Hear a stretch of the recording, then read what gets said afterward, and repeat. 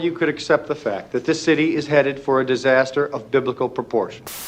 Stranger Things is one of those shows that didn't just put Netflix on the map. For a while, it basically was the map. Back in July 2016, Netflix dropped the first season and suddenly everyone was talking about kids on BMX bikes, Christmas lights, and a girl with a shaved head who could throw people into walls with her mind. Those first 8 episodes felt like some of the best genre TV the platform had ever put out. Tight, emotional, and soaked in 80s atmosphere. Over the next few years with season 2 in 2017, season 3 in 2019, and the long-delayed season 4 finally arriving in 2 parts in May and July 2022, Stranger Things evolved from a small-town horror mystery into a full-blown blockbuster franchise. And somewhere along the way, that evolution got messy. The episodes got longer, the cast list exploded, the emotional core started wrestling with the giant CGI riffs and needle drops, and the show's later seasons became a lot more divisive than Netflix probably expected. Now, Netflix is gearing up to end the story for good. The 5th and final season is about to start rolling out in 3 parts between November 26 and December 31, so almost a decade after Will Byers first vanished on July 2016. With Hawkins on the brink of its final showdown, it feels like the right time to do a full deep dive retrospective into Stranger Things. The good, the bad, and the downright upside down. As we look back at how one of the defining shows of the streaming era rose, mutated, and maybe lost a little of its original magic along the way.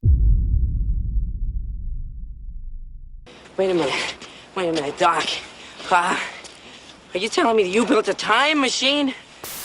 So let's talk about the first season. Hollywood is obsessed with trying to manufacture these moments, to engineer a hit in a boardroom. They spend years developing IP, running focus groups, all to create something they can call a cultural event. And then every once in a while, a show comes along that actually achieves it by accident. Stranger Things Season 1 was that accident. This thing wasn't a calculated franchise starter. It was an 8-episode event that felt like it materialized out of thin air. A perfectly formed piece of storytelling that flew completely under the radar until it landed and just took over. And looking back now, after everything the show has become, I can see exactly why. Not nostalgia only. It was the fact that before the bloat set in, before the lore got complicated, and before the budget could buy a small country, Stranger Things was a simple, intimate, and devastatingly effective mystery. The genius of Season 1 is its simplicity. The entire premise, the hook that pulls you in, isn't some world-ending cosmic threat. It's grounded, it's primal, and it's something anyone can understand. A kid is missing. The story of Will Byers vanishing on his way home from a D&D game is the anchor that keeps the entire season from floating away into sci-fi nonsense. The stakes feel incredibly personal because they are. No one there is trying to save the universe, just a handful of people in a small town trying to find a lost child. The Duffer Brothers understood that the audience will care a hell of a lot more about a single, well-developed character in peril than they will about a vague CGI apocalypse threatening millions of faceless people. This focused narrative is what allowed the mystery to breathe. The show didn't front-load you with exposition about the Upside Down or spell out what the Demogorgon was. Instead, it let the discovery happen organically, alongside the characters. I was learning about this terrifying other dimension at the exact same pace as Mike, Dustin, and Lucas. I was piecing together the conspiracy at Hawkins' lab right alongside Hopper and Joyce. Every new clue felt like a genuine breakthrough. It created this incredible sense of forward momentum where I just had to watch the next episode to find out what happened next. The show respected the audience's intelligence enough to let us connect the dots, a quality that feels increasingly rare in an era of content designed for us to scroll through on our phone while it plays in the background. Now, I can't talk about Season 1 without talking about the Spielberg and Stephen King influences. Now, let's be real. Nostalgia has become one of the cheapest, laziest tools in the Hollywood playbook. Most of the time, it's just a cynical way to get you to point at the screen and go, hey, I remember that thing, without offering any actual substance. But Stranger Things did something different. It was channeling the feeling of 80s cinema. The Duffer Brothers didn't just put an E.T. poster on the wall. No, they captured the spirit of E.T. and others. That mix of suburban normality colliding with awe-inspiring, terrifying wonder. And it felt like a lost classic. It was as if someone unearthed a movie that Spielberg directed from a script that Stephen King wrote in his prime. We have the quintessential king setup, a sleepy all-American town with a dark secret festering just beneath the surface. And we have the Spielbergian execution, the focus on a fractured family, the sense of adventure through the eyes of children, and that masterful balance of heartwarming character moments with genuinely tense edge-of-your-seat horror. The bike chase in the rain, the kids hiding Eleven in the basement, the search parties combing through the woods, it all felt authentic. The nostalgia here was the seasoning, and it was used to perfection. It never really beat you over the head with it, which is something that, as we'll get to, the later seasons didn't always manage to avoid. But all the style and atmosphere in the world wouldn't matter if we didn't care about the people on screen, and this is where the first season truly cemented its greatness. The characters felt real. Now let's start with the kids, because they were the absolute soul of the show. Mike, Lucas, and Dustin weren't the typical smart-mouthed Hollywood kids. They felt like actual nerds from 1983. They were awkward, they were loyal, and their friendship felt completely 100% genuine. The dialogue, the way they argued about D&D rules or bickered over who was being a mouth breather, it all came from a place of authenticity. The humor in season 1 is organic, arising naturally from these preteen kids trying to process an insane situation through the only lens they had, their shared obsession with fantasy and sci-fi. When they find Eleven, they don't see a government experiment, they see a magical figure, an L who might be able to help them find their lost friend. And then there's Eleven herself. Millie Bobby Brown's performance was a revelation. With barely any dialogue, she had to convey a lifetime of trauma, fear, confusion, and a burgeoning sense of humanity. It is all in her eyes. Her discovery of simple things, like Eggo waffles or the comfort of a friend's hand, is the emotional core that contrasted with the cold, sterile horror of her past at Hawkins' lab. She is both a vulnerable child and a terrifying weapon, and the show balanced these two sides of her character flawlessly. But the real masterstroke is grounding all this supernatural chaos in a raw, believable adult emotion. The show would have fallen apart completely if we didn't buy into Joyce Byers' desperation. Winona Ryder's performance is incredible. She looks like a panicked mother, but there is more. She is giving a devastatingly accurate portrayal of a woman on the edge of a breakdown, grappling with unimaginable grief, who is being told by everyone around her that she's crazy. When she strings up those Christmas lights and communicates with Will, I believe her. I believe her because Ryder sells every ounce of her pain and her fierce, unwavering hope. She makes the impossible feel real. And on the other side of that coin, we have David Harbour's Chief Hopper. He is introduced as a washed-up, cynical cop in a town where nothing ever happens, numbing his own past trauma with pills and alcohol. His journey from apathetic lawman to a determined investigator and eventually a reluctant father figure is one of the most compelling arcs in the series. His slow, methodical investigation grounds the conspiracy plot. I believe in the shady government agents and the secret lab because I see this jaded, no-nonsense cop slowly realize that something is deeply, deeply wrong in his town. Hopper and Joyce are the emotional anchors. Their grief and their determination sell the threat of the Demogorgon better than any CGI ever could. Ultimately, what makes the first season a masterpiece of television for me is its perfect structure. It's a self-contained 8-hour movie. There is zero fat on this story. Every scene serves a purpose, either pushing the plot forward or developing a character. The pacing is meticulous. It builds tension. It delivers shocking reveals and culminates in a finale that is both triumphant and heartbreaking, all while leaving just enough of a hook to make us wonder what could come next. But here's the thing. It didn't need anything to come next. If Stranger Things had ended after season 1 with Will safe, Eleven gone, and that little slug tease, it would have gone down as a perfect self-contained piece of storytelling. It captured that rare, beautiful feeling of discovery, for the characters discovering this hidden world, and for us discovering a show that felt like it was made just for us. It was a small, heartfelt, character-driven story that just happened to have a monster in it. And, as is always in the case of Hollywood, once they gain this success, the pressure is on to do it again. But this time, bigger, louder, and with more of everything. And that's, I think, where the problems began.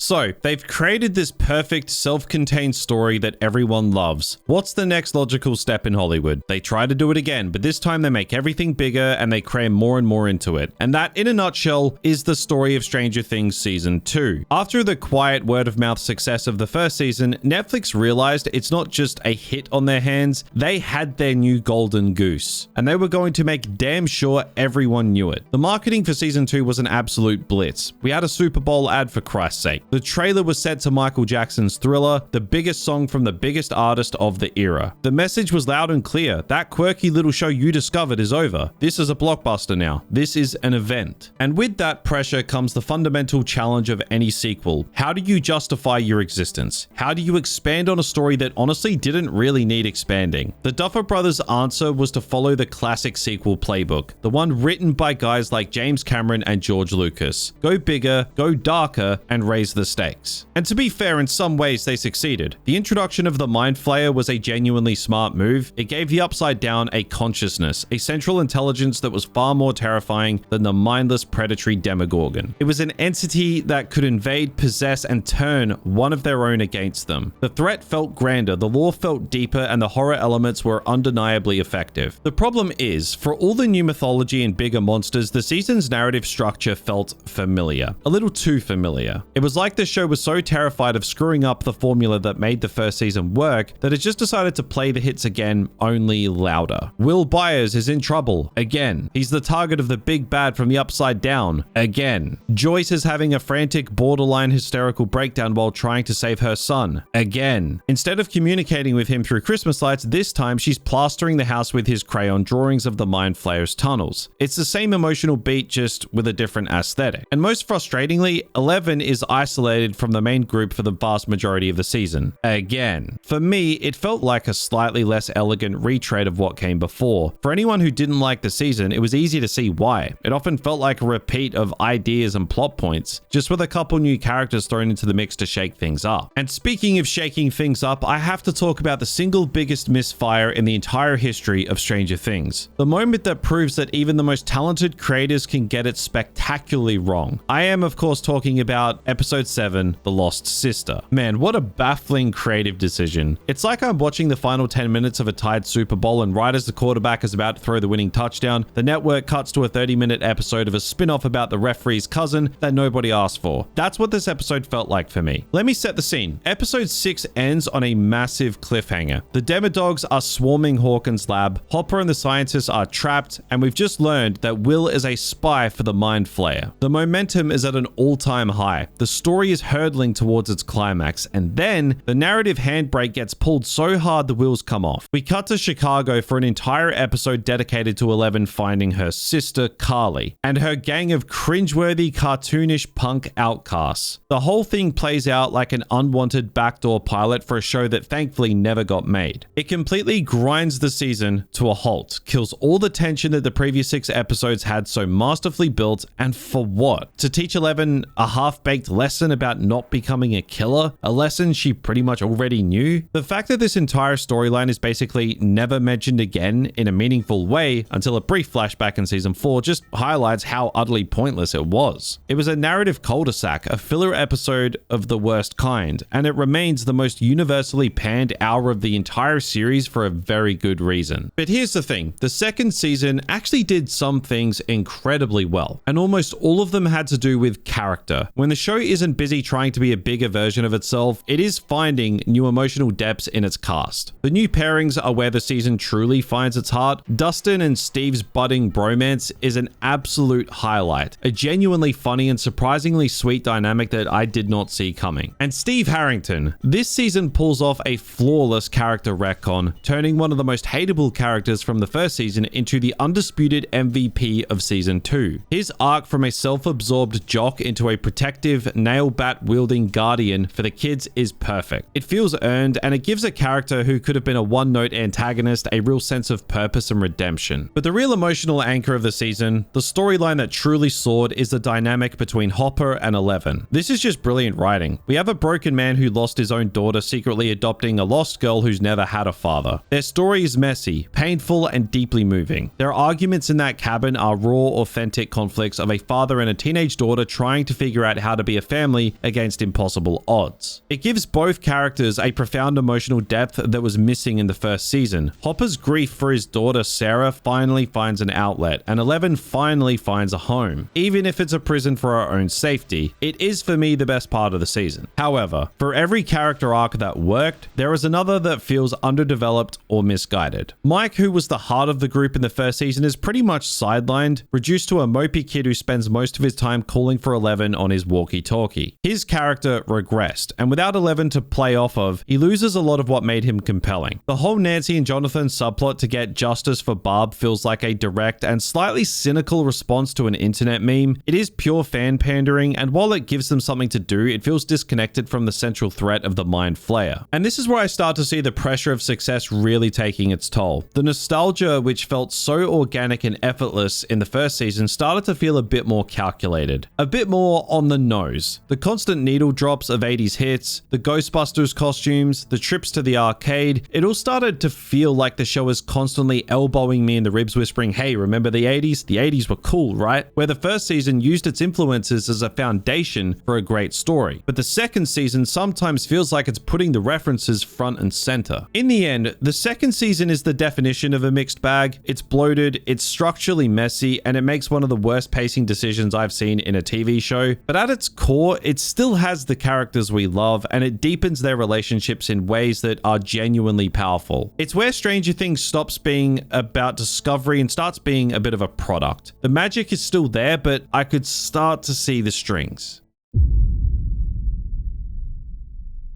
I think after the slightly awkward, bloated sophomore slump of season 2, Stranger Things needed to make a statement. It needed to prove it still had a clear direction, that it wasn't just going to keep remixing its own greatest hits until we got bored. And in the summer of 2019, 2 years after the last season, it came back with a swagger. Season 3 was a full-blown reinvention. The show threw off that muted, autumnal gloom of the first 2 seasons and burst onto the screen in a riot of neon, hairspray, and pure, unfiltered 80s energy. It is louder, funnier, more colorful, and for better or worse, it's the season where Stranger Things stops trying to be a nostalgic drama with horror elements and fully embraces its destiny as a massive crowd-pleasing blockbuster. The most immediate change is the new look of the show. I mean, this season looks expensive. The move from fall to summer is a great decision, instantly giving the whole season a vibrant, sun-drenched aesthetic. And at the heart of it all is the Starcourt Mall. It is the entire thesis statement for the season.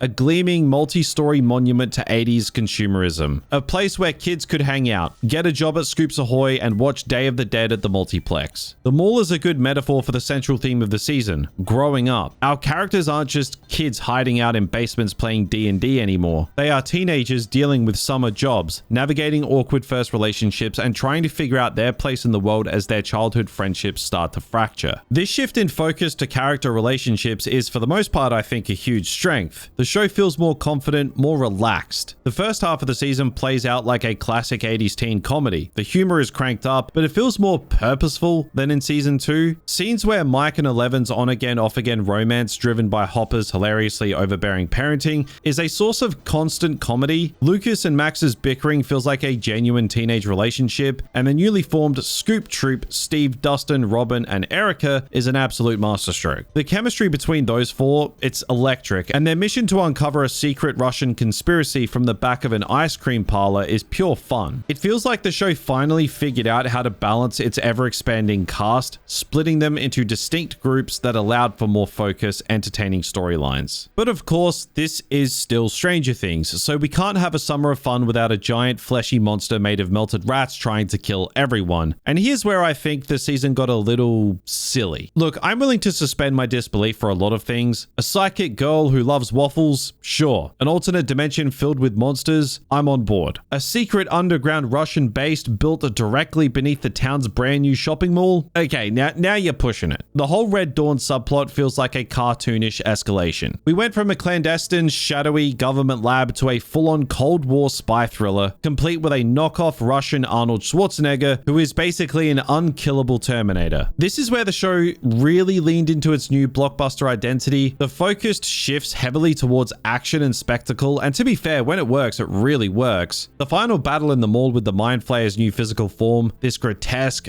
beautifully designed meat flayer, stalking the kids through the food court is an incredible set piece. It is tense, it is visually spectacular, and it feels like something straight out of a big budget creature feature. The problem is, this new focus on spectacle often comes at the expense of the show's original intimacy. The quiet, character-driven horror that made the first season so effective is largely gone, replaced by huge CGI-heavy action sequences. It is the Marvelization of Stranger Things, a choice that makes the show more exciting in the moment, but less memorable in the long run. And this shift in tone led to some seriously bizarre creative choices. The humor, while often great, sometimes completely undercuts the tension. I mean, we're in the middle of a life or death mission to close the gate and save the world, and we stop everything so Dustin and his long-distance girlfriend can have a cute impromptu sing-along of the theme from The Neverending Story. Look, was it a funny and instantly memeable moment? Absolutely. Did it completely shatter the dramatic stakes of the climax? 100%. It's a perfect example of the season prioritizing a fun, viral moment over coherent storytelling. The same goes for the almost comically blatant product placement. That extended scene where Lucas gives a monologue about the virtues of New Coke feels like a hostage situation. It is a moment where the show stops being a story and becomes an advertisement, and it's a jarring reminder of just how big of a corporate entity Stranger Things had become. But where the season truly fumbles and where it generates the most backlash from fans is in its treatment of one of its most beloved characters, Jim Hopper. Like, man, what did they do to him here? This is just straight up character assassination. The complex, grieving, but ultimately heroic Hopper from the first 2 seasons is gone, replaced by a loud, obnoxious, perpetually angry caricature. He spends the entire season screaming at Joyce, bullying Mike, which, you know, was really funny mostly, and generally just acting like a possessive, rage-fueled man-child. His aggressive behavior and emotional outbursts are consistently played for laughs, which is just a deeply weird and uncomfortable choice. It feels like the writers had completely forgotten what made him so compelling in the first place and just turned him into a one-dimensional sitcom dad with a serious anger management problem. This made his supposed romantic arc with Joyce feel completely forced and frankly pretty unpleasant to watch. Their dynamic is just 2 people yelling at each other in enclosed spaces for 8 episodes. It's a huge disservice to both characters and a waste of 2 fantastic actors. And it all leads to a finale that tries to have its cake and eat it too. Hopper's death, sacrificing himself to close the gate, is framed as a noble, heroic act. The reading of his heartfelt letter to Eleven is a beautiful, tear-jerking moment that brings the season to a powerful emotional close, but the problem is, the Hopper who wrote that beautiful, introspective letter and the Hopper we'd been watching for the past 8 hours feel like 2 completely different people. The emotional payoff feels unearned because the characters we're supposed to be mourning is a guy who, for most of the season, is kind of an asshole. And the fact that his death is so obviously a fake out, confirmed in a post-credit scene just a few minutes later, just made the whole thing feel cheap. Now, despite these major flaws, season 3 still has a powerful emotional core, particularly in its exploration of the kids growing up. Will Byers' storyline is genuinely heartbreaking. While his friends are obsessed with girls and movies, he's the one left desperately clinging to the childhood they were all leaving behind. His emotional breakdown and destruction of Castle Byers is one of the most poignant moments of the series, a perfect metaphor for the painful, inevitable end of innocence. And the ending, with the Byers family and Eleven moving out of Hawkins, feels like a genuine conclusion. It is the end of an era for the characters and for this show. In the end, season 3 feels like a quintessential VHS era blockbuster. It is flashy, it is fun, it is often incredibly stupid, but it has a sincere and earnest heart beating beneath all the neon and explosions. It is a season that chose style over substance, spectacle over intimacy, and jokes over tension. For me, it is the moment the show kind of lost its way. For some, it's the most purely entertaining season of them all. But one thing is certain, Stranger Things could no longer be called a small intimate mystery. It had gone full blockbuster by this point, and the only way to go from there is even bigger.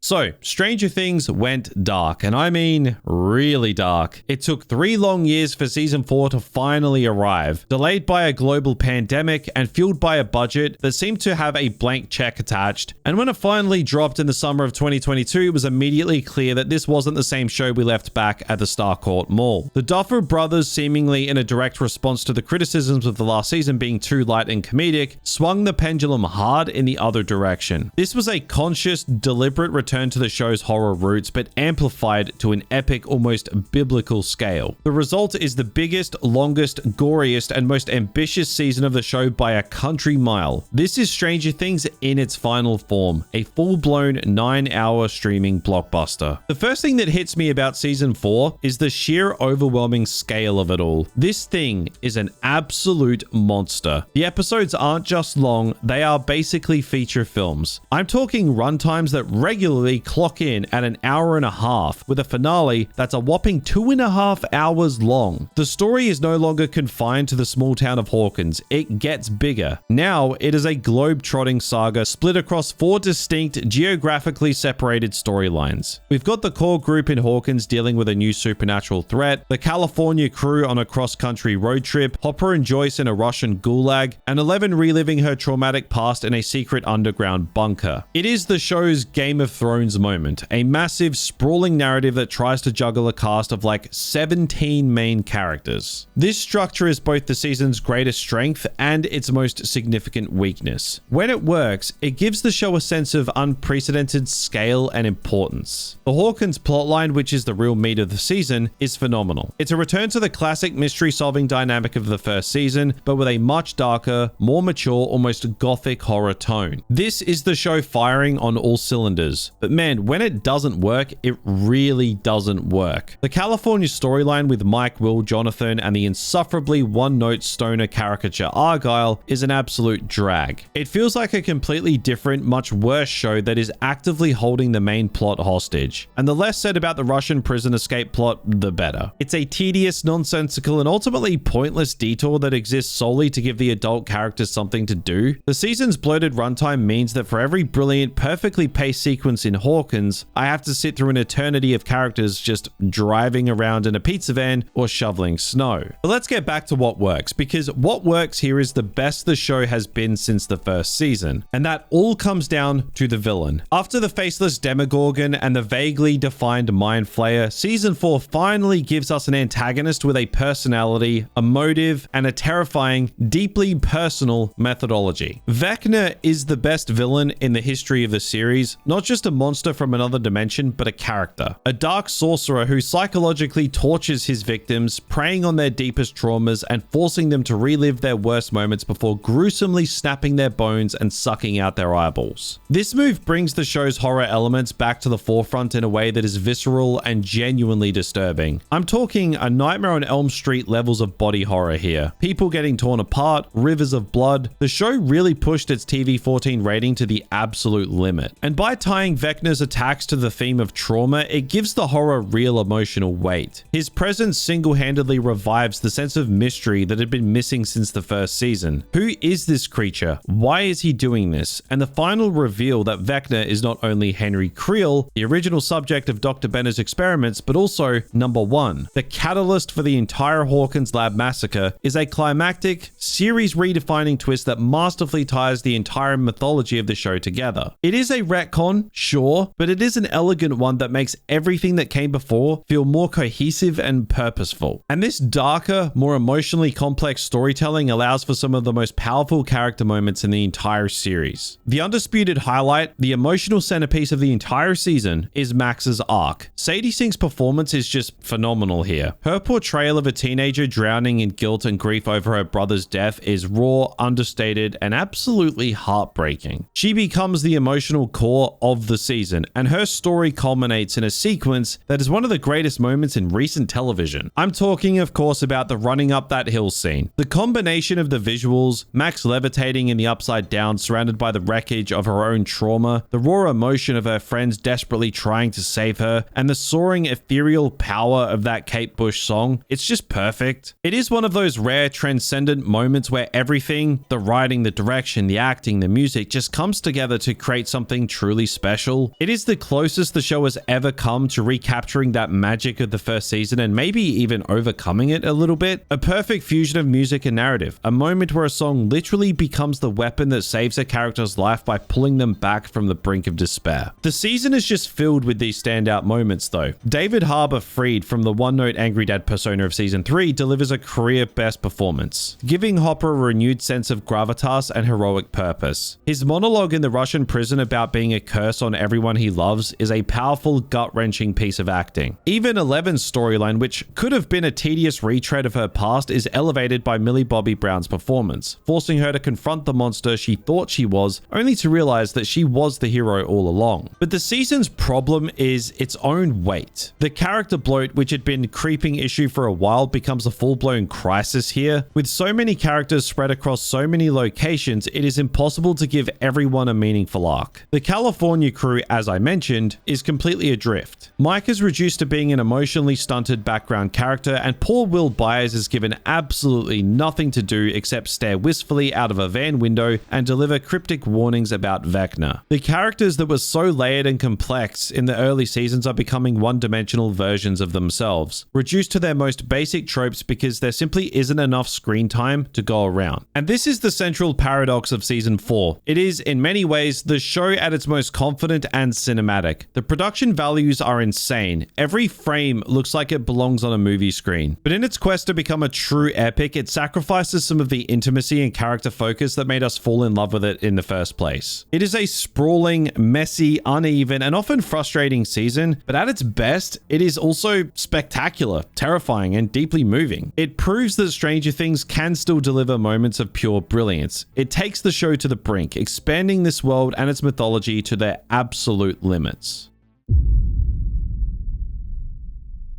So when I lay it all out like that, season by season, what I'm really looking at is a case study in evolution. It's about how a small, intimate, character-driven story mutates under the intense pressure of global success, audience expectations, and the simple, unavoidable passage of time. Stranger Things grew up right alongside its actors and us, its audience. And that process was messy, awkward, and often contradictory. The show constantly struggles with its own identity, trying to figure out what it wants to be from one season to the next. Is it a heartfelt coming-of-age story, a nostalgic 80s pastiche, a gory creature feature, a Cold War spy thriller? The answer, depending on which season you're watching, is yes to all of the above. But underneath all the tonal shifts and narrative detours, there have been a few core foundational ideas that have anchored the series from the very beginning. These are the themes that, even when the show was at its most bloated or its most ridiculous, gave it that spark of humanity that kept us coming back. And the most important one is friendship. From the very first episode, the central driving force has been the unwavering loyalty of this group of nerdy outcasts. Their bond is the reason they survive. It's Mike refusing to give up on Eleven, Dustin and Steve forming an unlikely alliance, and the entire group rallying to pull Max back from the brink of despair. The show is at its absolute best when it focuses on these connections, on the simple idea that you can face down any monster, whether it's from another dimension or from your own past, as long as you're not facing it alone. The writers have always had a knack for creating these incredible, unexpected character pairings that just sing on screen, because they understand that the real magic is in the chemistry between these deeply flawed, deeply human characters. And hand in hand with friendship comes the theme of loss and grief. This show has been steeped in it from the very start. Season 1 is driven entirely by Joyce's raw, visceral grief for her missing son. It's what fuels Hopper's entire character arc, a man haunted by the death of his daughter. And as the series went on, this theme only became more complex and more central to the narrative. It evolved from the external loss of a loved one to the internal psychological weight of trauma. Will's PTSD-like visions in season 2, Hopper's unresolved pain, and most powerfully, Max's crushing guilt and depression in season 4. The show matured in its handling of these difficult emotions. It understood that the real horror is the one that lives inside your head. The show has always managed to capture both the comfort and the terror of life with a sincerity that cuts through all the sci-fi spectacle. This emotional evolution is mirrored in the show's relationship with its own nostalgia. What started in season 1 as a genuine heartfelt love letter to 80s cinema slowly morphed into something else entirely. In season 2, you could feel it becoming more self-conscious, a little more calculated. By season 3, the nostalgia had become almost a parody of itself. It was no longer the backdrop for the story, it was the story. The show became a pop song, a cover version of itself, bright, loud, and a little bit hollow. But then, in a surprising course correction, season 4 pulled back. The 80s were still there, obviously, but they were a set dressing again. The season was more interested in exploring the darker themes of trauma and mental health. For me, a little burned out after the candy-colored chaos of season 3, this was a genuine redemption. The show was growing up, finally confident enough to stand on its own 2 feet. Now, of course, I can't talk about the show's evolution without talking about the most obvious factor. The kids got old, fast. The Duffer Brothers were in a race against puberty, and it created this fascinating and sometimes awkward tension within the story. In season 3, this manifested as a heavy focus on teenage romance. The dump his ass montages and the endless repetitive arguments between Mike and Eleven, it was the show trying to figure out what to do with characters who were no longer innocent children, but weren't quite adults yet either. And it often resulted in characters acting, well, like annoying teenagers, which, while realistic, wasn't always compelling to watch. This aging process also contributed to the problem of character bloat. As the cast grew and the original kids entered new phases of their lives, the show had to introduce new characters to fill different roles. We got Robin, we got Erica, and we got Eddie Munson, the literal GOAT. And while many of these new additions were fantastic, it meant that the narrative real estate became incredibly crowded. By season 4, with a main and supporting cast that was pushing 20 characters, it was simply impossible to give everyone a satisfying arc. Characters who were once so layered and complex were sidelined, their personalities flattened into one-note caricatures because there just wasn't time to do anything else. And this brings me to the central conflict that has defined the latter half of the show's run, the battle between spectacle and heart. Season 1 found a perfect, delicate balance. The emotional moments worked because the story was grounded and the stakes were personal. We cared about the monster because we cared about the people it was threatening. But as the show got bigger, it became increasingly tempted by the allure of pure spectacle. Season 3 is the most obvious example of this, a season that often prioritized a cool action sequence or a funny quip over emotional consistency. The characters started to feel almost invincible, like cartoon characters who could survive any explosion or Russian Terminator attack. Season 4 in many ways was an attempt to rebalance those scales. It proved that we could have a massive, epic, visually stunning story without sacrificing emotional depth. And the Max running up that hill sequence is the ultimate proof of this. The spectacle of her escaping Vecna's mind lair was earned because it was rooted in a deep, relatable, and painful emotional conflict. It was the show at its absolute peak, finding that liquid gold again by perfectly merging its blockbuster ambitions with its intimate, character-driven heart. Ultimately, the evolution of Stranger Things is the story of a show constantly trying to reconcile its past with its present, a reflection of its own central themes. The evil in the show evolved right alongside the characters. It went from an unknown animalistic threat to a force of control and possession to a manifestation of mindless, all-consuming greed. And finally, the evil became something deeply human: trauma, guilt, and resentment personified in Vecna. The reveal that the ultimate big bad of the Upside Down was a deeply damaged and hateful human being was a profound shift. It reframed the entire series. The real monsters, the show seems to argue, are the ones we create ourselves, and the biggest battle is the internal struggle to overcome our own pain and our own past.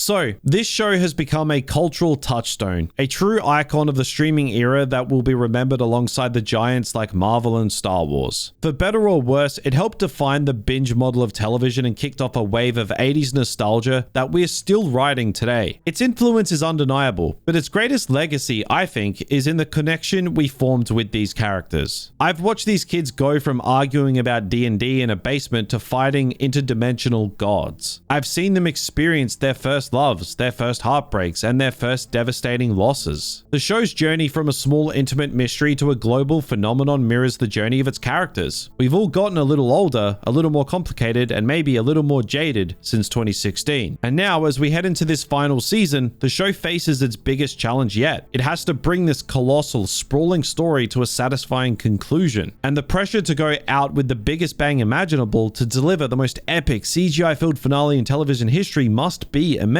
And look, I'm sure we're going to get that. It's probably going to be the loudest, most spectacular season yet, but my hope, and the hope of so many people who fell in love with this show all those years ago, is that the final season remembers where it all started. This show has set up all the pieces for a truly powerful emotional conclusion. Vecna is the physical embodiment of the character's collective trauma, guilt, and pain. To defeat him, it can't just be about Eleven firing off another psychic blast. It has to be about healing. It has to be about Max finding her way back from the darkness, about Will finally getting his moment to be the hero after years of being the victim, and about Eleven overcoming the guilt she carries for creating this monster in the first place. The final season has an almost impossible task: to provide closure for a massive cast of characters, to tie up years of complex lore, and to deliver a finale that feels both epic and intimate. The danger is that in its quest for a spectacular ending, it will lose sight of the small human moments. So while a part of me is cynical, conditioned burdened by years of disappointing franchise finales, another part is genuinely hopeful. Hopeful that the Duffer Brothers can stick the landing, that they can cut through the bloat and the spectacle, and give these characters the heartfelt, emotionally resonant ending they so richly deserve. So, that was another deep dive. It's been a long one, but this show deserved it. As always, thank you for sticking with me to the end. If you enjoyed this video and you want to see more like it, you guys know the drill. Like, subscribe, it really helps me out. And of course, I will see you guys in the next video. So until then, take care.